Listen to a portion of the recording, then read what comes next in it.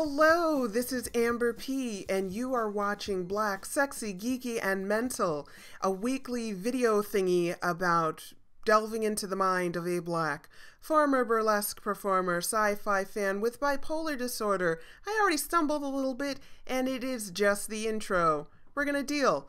That's what we're going to talk about today, is dealing with what you got. So we're going to talk about aesthetics. So we're going to start with the room I'm in. I got a deal. It's not a studio. It's kind of embarrassing. And we're going to talk about sexiness and kind of dealing with what you got when it comes to sexiness.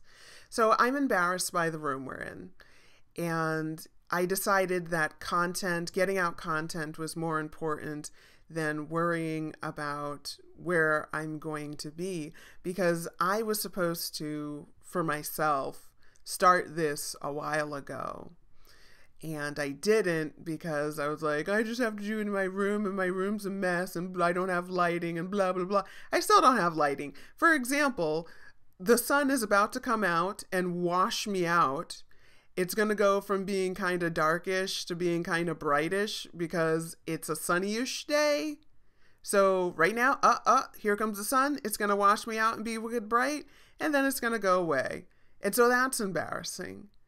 And so what we're going to talk about today is not just my embarrassing room and my embarrassing lighting, but my embarrassing me. So when I went into the hospital, because I went into the hospital for a little bit, a psychiatric hospital for a little bit, because of mentalness, and I voluntarily went, and I gained 20 plus pounds, and I was already up there. And it's funny, going to the hospital wasn't embarrassing. I needed help and I went, and I'm proud of that. And if you need help and you feel that that is a route to go, then go. Get the help you need. I'm not ashamed of being a big old geek. Not ashamed of that.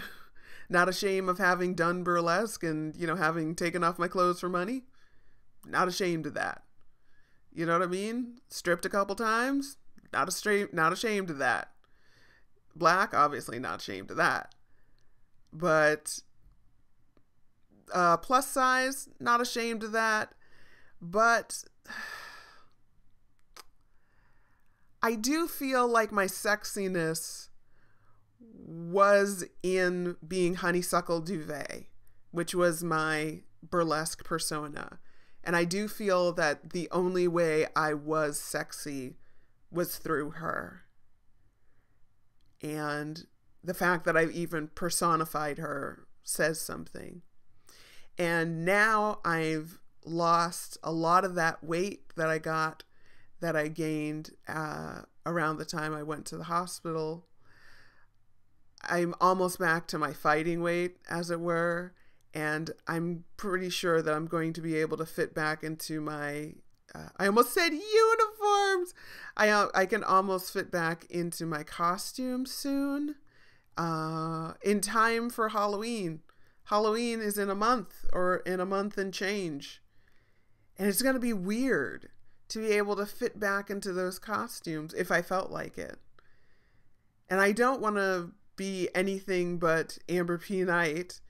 So it's going to be weird. I've never been sexualized the way I was without a stage name, because my sexiness was always under some sort of stage name.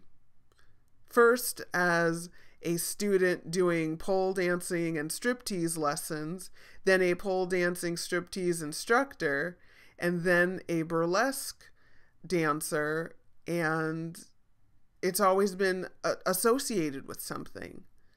So there is this association that I don't know what to do with. So it's complicated. I don't have any answer for this. These videos don't have a moral to the story. It's more where I'm at and how I'm dealing with this stuff. And I'm not exactly sure what I'm going to do with this. And so, like I said, I'm not ashamed. I'm not scared. I'm not like covering up, like, oh my God, people are looking at me. It's not one of those things. It's more It's almost the opposite. It's more, are people going to look at me? Can I be sexy without being honeysuckle, without teaching, without being hypersexualized? Because I don't want to do that. I don't want the only way that I can be sexy is to be on a stage and to be, stripping, as a burlesque dancer. I want to be sexy in my own right, the way normal girls are, as a civilian, as it were. So we're going to see how that pans out. Me in a smaller body, because, the plan is not to just get back to the way I was when I did burlesque, but to get smaller than that. And who knows what that's going to be like. And something I've said before, and disagree if you will, and hate me if you will, and whatever, or agree with me if you will, but I have this saying, and it's not a joke.